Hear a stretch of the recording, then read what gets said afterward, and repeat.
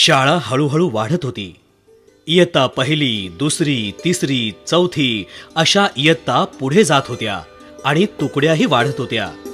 शिक्षकांचे परिश्रम, विद्यार्थ्यांची साथ आणि संस्था चालकांचं मार्गदर्शन यामुळे शिवसमर्थची मुले क्रीडांगणापासून ते स्पर्धात्मक परीक्षांपर्यंत चौफेर पराक्रम गाजवत होती. 1965 साली शाळेतल्या शशी कोतवाल या विद्यार्थ्याने प्राथमिक स्तरावरची स्कॉलरशिप मिळवून जी सुरुवात केली तो प्रवाह अगदी आजपर्यंत सुरू राखण्यात शाळेला यश मिळालं आहे. शाळेच्या वाढत्या विस्ताराला वाव देण्यासाठी डॉक्टर मूसपत इथे कल्याण कुटीर ही इमारत बांधण्यात आली. 1977 साली शाळेच्या माध्यमिक विभागाला मान्यता मिळाली आणि संस्थापकांचं स्वप्न पूर्णत्वाला गेल्याचा आनंद मंडळाला झाला. गेल्या 50 वर्षांच्या वाटचालीत शिवसमर्थ विद्यालयाच्या मुख्याध्यापिका म्हणून करवीरबाई, घांगुर्डेबाई, श्यामला पेंडसेबाई, रजनी दापकेबाई, शालन पराडकरबाई, गीता पेंडसेबाई, अंजली मोहोडबाई आणि सध्याच्या ललिता डावरेबाई यांनी शाळेला प्रगतीपथावर नेलंय. प्रत्येक संस्थेचं एक वैशिष्ट्य असतं, एक वेगळेपण असतं. ठाण्यात अनेक शाळा आहेत, त्या सगळ्यांमध्ये शिवसमर्थ विद्यालय उठून दिसतं ते परिपाठामुळे. शाळा सुरू झाल्यापासूनच लागू गुरुजींनी परिपाठाला आरंभ केला. सुरुवातीच्या काळात रामरक्षा, मारुती स्तोत्र, दिनविशेष, गीता पठण यांचा समावेश परिपाठात असे. पुढे लागू गुरुजी निवृत्त झाल्यावर नाना साठेंनी परिपाठाची पताका आपल्या खांद्यावर घेतली. साठे सरांनी पेटीच्या सुरावर देशभक्तीपर गीतं, अभंग, भारूड, प्रार्थना शिकवायला सुरुवात केली आणि परिपाठ अधिकच सुरेल झाला.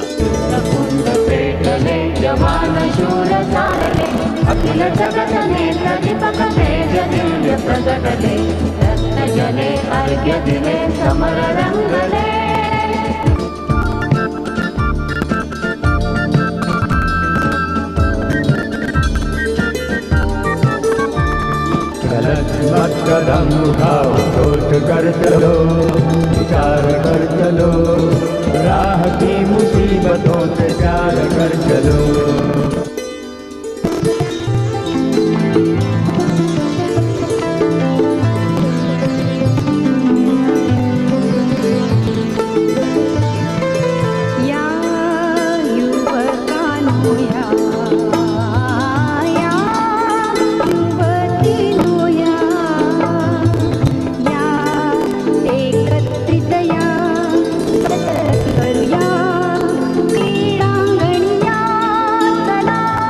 महाराष्ट्र राज्य शासनाने 1997 साली शालेय शिक्षणात मूल्य शिक्षणाचा समावेश केला. पण समर्थ सेवक मंडळाच्या शिवसमर्थ विद्यालयात परिपाठाच्या माध्यमातून हे मूल्य शिक्षण 1963 सालापासूनच दिलं जात होतं. शिवसमर्थ विद्यालयाची आणखी एक खासियत म्हणजे शाळेचा क्रीडा महोत्सव. शाळेला विस्तीर्ण पटांगण लाभल्याने शाळेनं क्रीडा स्पर्धांची आणि क्रीडापटूंची परंपरा जोपासली होतीच. सर्वसाधारण शाळांचं स्नेहसंमेलन म्हणजे गॅदरिंग लहानशा स्टेजवर होतं, पण शिवसमर्थचं गॅदरिंग हा एक अनोखा सोहळा असे.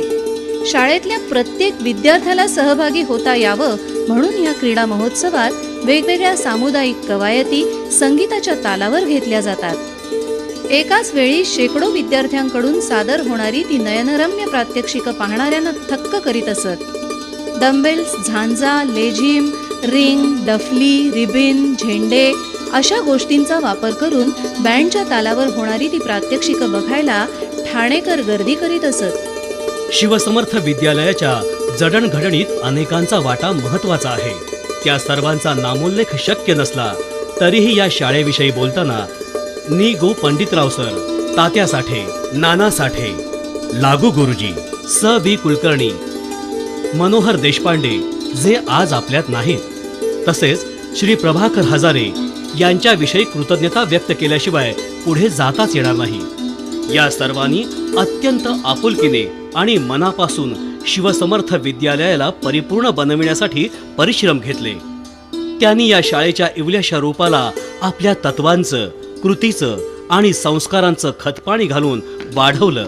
म्हणूनच तर आज हा डेरेदार वृक्ष आपल्याला छाया देत आहे. प्रत्येक विद्यार्थ्याच्या मनात शाळेची जी प्रतिमा असते ती त्याच्या शिक्षकांशिवाय अपुरी असते. त्यातही प्राथमिक शाळेतल्या शिक्षकांचं स्थान विद्यार्थ्याच्या मनात काही आगळंच असतं. गेल्या 50 वर्षांच्या वाटचालीत अनेक शिक्षक शिवसमर्थ विद्यालयावर आणि विद्यार्थ्यांवर आपला अमिट ठसा उठवून गेले आहेत. आज सुवर्ण महोत्सवाचं तोरण बांधताना त्या सर्वांची आठवण होणं स्वाभाविक आहे. त्यातल्या अनेक जणांनी या जगाचा निरोपही घेतलाय. पण आजही आपल्या पहिलीतल्या बाईंच्या स्मृती 50शीत पोचलेल्या विद्यार्थ्यांच्या मनात तितक्याच ताज्या आहेत. शाळेत झालेली मैत्री ही चिरकाल टिकते, कारण त्या वयात एकमेकांविषयी असूया नसते. ती मैत्री कोणत्याही वैयक्तिक फायद्यासाठी नसते आणि म्हणूनच ती खऱ्या अर्थाने निर्व्याज असते. त्या दिवसांना उजाळा देण्यासाठीच आजचा हा सोहळा. या शिक्षकांनी चिमण चारा भरवून ज्यांच्या पंखात गगनभरारी घ्यायचं बळ दिलं ते शिवसमर्थ विद्यालयाचे विद्यार्थी आज वैद्यकीय क्षेत्रापासून ते लष्करापर्यंत उज्ज्वल कामगिरी बजावत आहेत. या विद्यार्थ्यांना घडवणारं आणि शाळेच्या आजवरच्या वाटचालीत सक्रिय साक्षीदार असलेलं व्यक्तिमत्व म्हणजेच घांगुर्डेबाई. प्राथमिक शाळेच्या मुख्याध्यापक पदाची धुरा घांगुर्डेबाईंनी 24 वर्ष अत्यंत समर्थपणे सांभाळली. आज या सुवर्ण महोत्सवी वळणावर ऐकूया बाईंचं मनोगत. तशा आठवणी तर खूप आहेत, पुस्तक लिहिण्याइतक्या आठवणी. पण मुळात असं की आपली शाळा हायस्कूलपर्यंत गेली पाहिजे या दृष्टिकोनातून मंडळाने खूप प्रयत्न केले आणि त्याला माझ्याबरोबर असलेल्या सर्व शिक्षकांनी खूप साथ दिली. उदाहरणार्थ परचुरेबाई इंग्लिश BA होत्या, त्यांना शाळेत घेतलं गेलं. शाळेत देशपांडे म्हणून पद्मजा देशपांडे या बाई CP हेड होत्या, तेव्हा मैदानाची आपल्याला काळजी नाही अशी एक भूमिका मंडळाची होती. त्याच्याचबरोबर लीला देव या दुसरीकडून नोकरी सोडून इथे आल्या होत्या. पण गणित आणि मराठी त्यांचे विषय असल्यामुळे शाळेला इतका उपयोग झाला की पुढे श्रोत्रीबाईंनी गणित विचारावं आणि देवबाईंनी त्यांना सांभाळून घ्यावं अशा तऱ्हेचे प्रयत्न होत आले. त्याच्याचबरोबर प्रभावळकरबाई ह्या अनपेक्षित रीतीने आमच्याजवळ आल्या आणि कालात विलीन होईपर्यंत त्या आमच्याच होत्या, आमच्याच आहेत अजून. शाळेच्या माध्यमिकला परवानगीचा प्रश्न नाही आला, फक्त उशीर झाला. पण 4थीतून पास होऊन प्राथमिक शाळा 7वीपर्यंत सरकार मान्य असून सुद्धा 5वी इयत्ता काढायला आम्हाला अनुमती मिळाली नाही. आणि ती मान्यता 7वीपर्यंतची मिळण्यासाठी जी मुलं 4थीतून 5वीत गेली त्या मुलांच्या पालकांना लागूगुरुजींनी सांगितलं हे आमच्या हाताबाहेरचं आहे. आणि त्याच वेळेला पालकांनी सांगितलं आम्हाला याचा काही उपाय असेल तर सांगा. लागूगुरुजींनी सांगितलं तुम्ही जिल्हा परिषदेत जा. त्याप्रमाणे पालक गेले आणि 4 दिवसात त्यांनी 5वी 6वी 7वीची प्राथमिक शाळेची मान्यता मिळवून दिली. आमच्या हातात ते पत्र आलं. ती मुलं आमची बाहेर गेलेली नाहीत आणि आज जर विचार केला तर त्यातल्या 95% तरी मुलं आमच्याशी आज निगडीत आहेत. त्याच्या पुढची तर आहेतच, पण हा पालकांनी आपल्या मुलांना शाळा न सोडण्यासाठी केलेला खरा सहभाग आहे. पण काय आहे, शिक्षकांनी हेडमास्तरांच्या संगतीने का होईना मुलांशी घडवावं. किंबहुना मी असं म्हणेन की हेडमास्तरची ड्युटी ही द्रौपदीसारखी आहे. कारण 2 शासनं असतात खाजगी संस्थांना. 3रा वर्ग असतो पालक वर्ग, 4था वर्ग असतो आपले सहकारी आणि 5वा सर्वात नाजूक धागा असेल तर तो मुलं असतात. आणि या सर्वांचं सहकार्य मिळवता मिळवता द्रौपदीला करावी लागली असेल अशी मेहनत किंवा कष्ट किंवा मानसिक तयारी मला त्यावेळेला करावी लागली. आणि या सर्वांचं सहकार्य हेच माझं आजचं यश आहे.